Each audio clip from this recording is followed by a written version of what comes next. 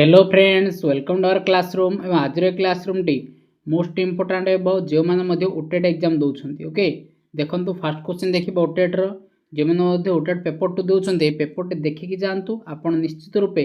30 रू out of 30 question रखिए okay देखो फास्ट क्वेश्चन कौन कहुना जीन पियाजे अनुजाई क्यों पर्यायर एक शिशु वस्तुर स्थिरता संपर्क में आरंभ करते वेरी इंपोर्टाट क्वेश्चन जहाँकि ऑब्जेक्ट परमानेंस कथा कहला ऑब्जेक्ट परमानेंस मान कौटा ना तार सेंसरी मोटर ओके जहाँकि राइट आंसर कौन हम ना ऑप्शन बी संवेदी कारक हम correct answer okay right answer option B.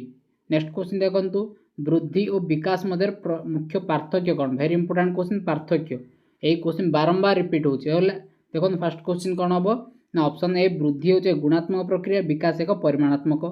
Option B वृद्धि परिमाणात्मक विकास गुणात्मक ऑप्शन सी दुईटा जाक समान ऑप्शन डी कौन नुहे देखो राइट आंसर कौन हम ना बुद्धि सब परिमाणात्मक है बेले विकास सब गुणात्मक होता है सो राइट आंसर कौन हम ना ऑप्शन बी है correct answer okay. Next question देखो शिक्षण प्रचेषा और प्रमोद यह कौन ना जहाँकि प्रयत्न प्रमाद कथा कहला ट्रायल एंड एरर मेथड जे किए प्रतिपादन करते राइट आंसर कौन हम राइट आंसर हम कौड़ा ना थर्नडाइक हम correct answer very important question Thorndike कौन बाहर करते ना जहाँकि ट्रायल एंड एरर जहाँकि प्रयत्न प्रमाद बोली पावलोव कौन बाहर करते ना जहाँकि सापेक्ष प्रतिवर्त ओके जहाँकि सापेक्ष प्रतिवर्त बाहर करते पावलोव बीएफ स्किनर बाहर करते आपंकर कौन जहाँकि ऑपरेंट कंडीशनिंग जहाँकि पुनर्बलन युक्त शिक्षण कथा कहीपर ओके तापर कोहेलर कोहेलर कौन ना जहाँकि अंतर्दृष्टि वेरी इंपोर्टाट चार्टा जाक भलसे मन रखु चारिटार आप निश्चित रूप गोटे क्वेश्चन पक्का पाइबे किए बाहर करते क्यों पशु को नहीं बाहर करते ओके ये सब ऑलरेडी मु प्रीवियस ईयर क्वेश्चन पेपर से डिस्कसन करते प्रीवियस वीडियो में आपको कही प्रीवियस ईयर क्वेश्चन को प्रैक्टिस करी जातु आप निश्चित रूप ओटेट्रे 100+ स्कोर करेंगे आउट ऑफ 150 ओके देखो यहाँ राइट आंसर कौन हम जैसे प्रयत्न प्रमाद प्रचेषा प्रमाद ट्रायल एंड एरर हम थर्नडाइक हम correct answer option C. Next question Vygotsky अनुजाई शिशुर सामग्रिक विकास सबुठार गुरुत्वपूर्ण भूमिका कौन देखो वेरी इंपोर्टाट क्वेश्चन भाइगोट्स कथा आसला माने आम सामाजिक संस्कृति कथा ही आमर मुंड को आसवाक पड़ो देखो ऑप्शन कौन अच्छी ऑप्शन ए विद्यालय भित्तिभूमि हम ना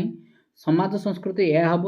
वंशानुक्रम हम ना विद्यालय पाठ्यपुस्तक हम ना सो राइट आंसर कौन हम ना ऑप्शन बी समाज और संस्कृति हम भाइगोट्स की अनुजाई सामग्रिक विकास गुरुत्वपूर्ण भूमिका जहाँकि भाइगोट्स की सब कौन ना सोशियो कल्चरल डेवलपमेंट जहाँकि भाइगोट्स को कौन कहुए ना सामाजिक संगठनवादर प्रवर्तक होती भाइगोट्स की है सो राइट आंसर कौन हम ना समाज और संस्कृति हम correct answer. Next question formative assessment मुख्य उद्देश्य जहाँकि गठनमूलक असेसमेंट आकलन मुख्य उद्देश्य कौन ऑप्शन ए परीक्षा केवल ग्रेड बा रैंक प्रदान करने ऑप्शन बी शिक्षण प्रक्रिया चली समय शिशुर अग्रगति और दुर्बलता चिन्हट कर संशोधन करवा यह हम ऑप्शन से वर्ष शेष मापिले तो यहाँ आम कौन है समेटिव असेसमेंट है केवल वार्षिक परीक्षा प्रश्न ना हम ना कौटा हम ना राइट आंसर ऑप्शन बी शिक्षण प्रक्रिया चलवा समय शिशुर अग्रगति और दुर्बलता चिन्हट कर संशोधन करवा है सो राइट आंसर कौन हम ना ऑप्शन बी जैसे फॉर्मेटिव असेसमेंट मुख्य उद्देश्य कौन ना शिशुर अग्रगति दुर्बलता को चिन्हट कर संशोधन कर क्यों समय ना during the learning process okay जैसे शिक्षण प्रक्रिया समय। Next important very important question scaffolding गोटे स्काफोल्डिंग क्या सह संपृक्त ऑप्शन जीन पियाजे Kohlberg Vygotsky B F Skinner right answer कौन भाइगोट्स्की हम राइट आंसर स्काफोल्डिंग हूँ भाइगोट्स जड़ित। नेक्स्ट क्वेश्चन सृजनशील शिक्षार्थी मान प्रधान लक्षण कौन वेरी इंपोर्टाट क्वेश्चन सृजनशील शिक्षार्थी गोटे क्वेश्चन सब आसे से अति शीघ्र सब पाठ घोषी मन रखती घोषा कथा जोड़ी अच्छी काटे मुख्यतः आप सब नेगेटिव सेंटेंस जहाँ आसला सबको काटे है देखो नेक्स्ट ऑप्शन बी कौन कहुई विभेद प्रकार चिंताधारा और समस्या समाधान कर दक्ष होता ओके जहाँकि से डाइभरजेंट थिंकिंग रहा सहित से कौन ना प्रॉब्लम सॉल्विंग कैपेसिटी से कौन था ना अधिक थाए सो राइट आंसर ऑप्शन बी ही हम ऑप्शन सी तो क्या चुपचाप बसवे ना चित्रांकन करते हम नहीं सो राइट आंसर कौन हम ना ऑप्शन बी से डाइभरजेंट थिंकिंग रहा सहित समाधान समस्या समाधान कर दक्ष था okay. Next question very important question जहाँकि आरटीई एक्ट अनुजाई प्राथमिक स्तर में ओके जहाँकि 1 ରୁ 5 स्तर में शिक्षक पिलार अनुपात केते ना 1:30 रही थाए से प्राथमिक पर उच्च प्राथमिक स्तर में केते हम ना 1:35 अर्थात गोटे टीचर को 30 पिला और गोटे टीचर को 35 पिला जेहेतु प्राथमिक कथा पचार सो राइट आंसर ऑप्शन ए 1:30 हेब करेक्ट आंसर ओके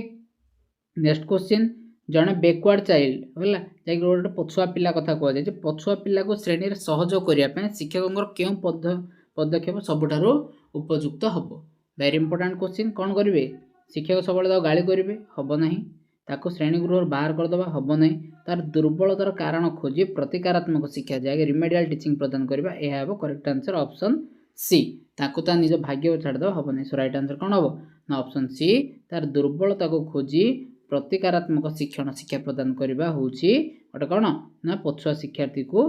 शिक्षण सहयोग कर गोटे शिक्षकर भल गुण है राइट आंसर ऑप्शन सी है नेक्स्ट क्वेश्चन शिशु कैंद्रिक शिक्षा जैसे चाइल्ड सेंटर्ड एजुकेशन रे क्या सबुठ प्राधान्य दि जाए ऑप्शन ए शिक्षकों को ऑप्शन बी पाठ्यपुस्तक ऑप्शन सी शिशुर अभिज्ञता और सक्रिय अंशग्रहण को ऑप्शन डी विद्यालय भित्तिभूमि राइट आंसर कौन हम ना ऑप्शन सी शिशुर अभिज्ञता और सक्रिय अंशग्रहण ओके जहाँ आम जब पाठ पढ़ाऊँ आम शिशु को पाठ पढ़ाऊँ तेणु शिशुर अभिज्ञता सक्रिय अंशग्रहण को आम प्राधान्य दबा नेक्स्ट क्वेश्चन नैतिक विकास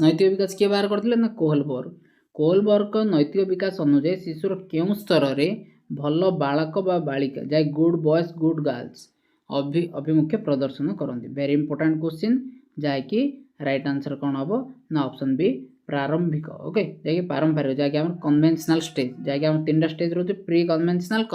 पोस्ट कन्वेन्शनल ओके जैसे गुड बॉय गुड गर्ल हूँ कौटा ना कन्वेन्शनल स्टेज हम करेक्ट आंसर किए बाहर करते ना कोहलबर्ग नैतिक विकास ओके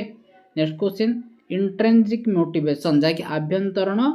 अभिप्रेरणा बोली कहवा कौटा उदाहरण हम ना ऑप्शन ए पुरस्कार पाइबा निजर आनंद और ज्ञान को वृद्धि करवा शिक्षक गाड़ी वंचित गृह कार्य ऑप्शन डी प्रथम स्थान अधिकार करने पढ़ा जहाँ आमर अंतर भितर कौन बाहर ना आनंद और ज्ञान वृद्धि पढ़ा जहाँकि ऑप्शन बी है correct answer very important question आपड़ देखो आप सांगसाथी जो मैंने अच्छे से कहतु जहाँकि निश्चित रूप आप क्वेश्चन रो 30 आउट ऑफ 30 क्वेश्चन पाइबे ओके वेरी इंपोर्टेंट क्वेश्चन जहाँ मतलब डिस्कसन होती सब जगह देखो मेनली फोकस कर प्रीवियस ईयर क्वेश्चन को ओके देखो एवं मत जहाँ मतलब 30 क्वेश्चन अच्छी ए 30 क्वेश्चन मतलब प्रीवियस ईयर क्वेश्चन बहुत अच्छी एवं जो एग्जाम देवे से एग्जाम को रिलेटेड कर बहुत क्वेश्चन अच्छी ओके देखो नेक्स्ट क्वेश्चन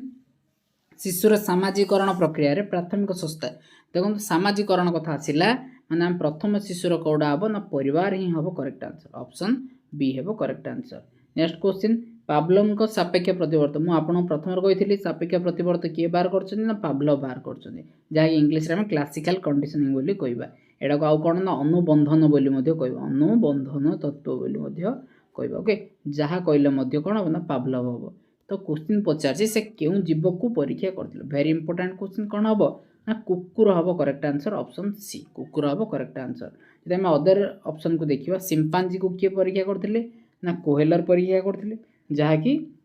अंतदृष्टि ओके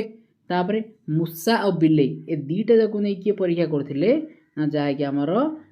कौटा ना ट्रायल एंड एरर रे ओके ट्रायल एंड एरर रे परीक्षा करते किए ना थर्नडाइक ओके से नेक्स्ट क्वेश्चन देखा कौन कहते जो मूषा कथा भी जब कहला आपन को ये बीएफ स्किनर हो पार okay next question theory of multiple intelligence किए बाहर करते ना राइट आंसर हम हार्डवर्ड गार्नर हम correct answer okay Howard Gardner हम करेक्ट आंसर जी मल्टीपल इंटेलिजेंस बाहर करते जब हम अल्फ्रेड बिने कथा देखिए ओके प्रथम वृद्धि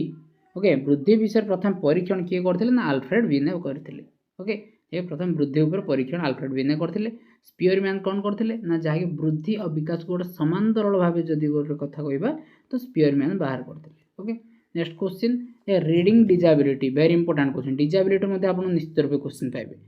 पठन जनित अभिज्ञ कौन ना अक्षमता जदि कहला बोले से डिस्लेक्सिया जदि तुम कौन ना लिखन जनित जदि कहला हम तुम कौन ना डिस्ग्राफिया जदि तुम कौन ना कैलकुलेशन जदि है बोले कौन हम ना डिस्काल्कुलिया हम correct answer okay so right answer एटा कौन हम ना पठन जनित कही तो कौन हम ना डिस्लेक्सिया हम करेक्ट आंसर ऑप्शन सी तार लिखन जनित कौन हम डिस्ग्राफिया हम बर्तमान कहले जैक राइट आंसर ऑप्शन बी हम करेक्ट आंसर ओके तार समेटिव असेसमेंट केते बेले करा जाए समेटिव आसेसमेंट कौन ना वर्ष शेष में तो रईट आंसर कौन हम ना पाठ्यक्रम चले निरंतर भाव में ये हम ना ये फर्मेटिव कथा वर्ष अवधि शेष में यह ही हम साप्ताहिक छुट्टी ना आरंभ रहा बोली से कौन ना प्लेसमेंट जाकि व्यवस्थापन मूल्यांकन हम तो रईट आंसर कौन हम ना जेहेतु समेटिव कथा कही वर्ष शेष में हम correct answer option B okay से नेक्स्ट क्वेश्चन वृद्धांक वृद्धांक देखो वृद्धांक कथा आसला मुझे आपको कहीदे जदि गोटे क्वेश्चन पचार वृद्धांक बाहर करने वृद्धांक जो बाहर करने पचार सी आप कौन करेंगे ना mental as by chronological age into 100 करेंगे okay mental as by chronological age into 100 तो एठार कौन पचार ना एम एर अर्थ कौन मेंटल एज जाकि मानसिक बयस सी ए माने क्रोनोलॉजिकल बयस जाकि प्रकृत बयस किंतु आमर एठार कौन पचार एम ए माने कौन मानसिक बयस जहाँकि ऑप्शन बी हेबो करेक्ट आंसर ओके देखो एटा नाइ मेंटल एज अच्छी जहाँकि राइट आंसर ऑप्शन बी हेबो correct answer okay next question देखो वेरी इंपोर्टेंट क्वेश्चन कम बयस सीमा को प्राक बाल्य अवस्था कह जाए सो राइट आंसर कौन हम ना 2 टू 6 हम राइट आंसर कहीं ना आम जानते 0 टू 2 शैशव अवस्था 2 टू 6 तापर कौन आसो ना प्राक बाल्य अवस्था आसो ओके तापर कौन 6 टू 12 कौन हम ना परवर्ती बाल्य अवस्था तापर देखो शिशुर विकास के अवस्था झड़